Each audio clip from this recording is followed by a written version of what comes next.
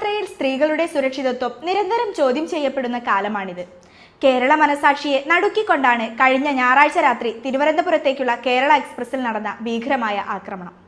14 വർഷം മുമ്പ് നടന്ന സൗമ്യ കൊലപാതകം നമ്മെ ഞെട്ടിച്ചെങ്കിലും ഇന്നും ട്രെയിനുകളിൽ സ്ത്രീകൾക്കുള്ള സുരക്ഷാ അവസ്ഥ അതേപടി തന്നെയാണ് എന്നതിന്റെ തെളിവാണ് ഈ പുതിയ സംഭവം. 22-കാരിയായ ശ്രീകുട്ടി ഭർത്താവിനെ ആലുവയിൽ നിന്ന് സന്ദർശിച്ച് തിരികെ വരുമ്പോഴാണ് അപകടം. വർക്കലയിലെത്തിയപ്പോൾ മദ്യലഹരിയിലായ പ്രതി സുരേഷ് കുമാർ അവളെ ട്രെയിനിൽ നിന്ന് ചവിട്ടി താഴേക്ക് തള്ളുകയായിരുന്നു.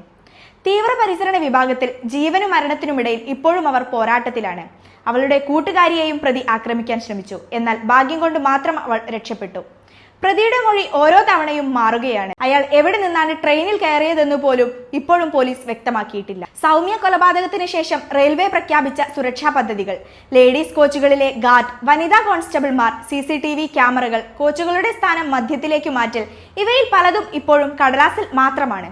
കോവിഡിനു ശേഷം പല ട്രെയിനുകളിലും ലേഡീസ് കോച്ചുകൾ തന്നെ ഇല്ലെന്നാണ് യാത്രക്കാർ പറയുന്നത്. രാജ്യത്തിലെ പ്രധാന ഗതാഗത മാർഗം എന്ന നിലയിൽ ട്രെയിനുകളുടെയും യാത്രക്കാരുടെയും സുരക്ഷ ഉറപ്പാക്കൽ റെയിൽവേയുടെയും ഭരണകൂടത്തിന്റെയും കടമയാണ്.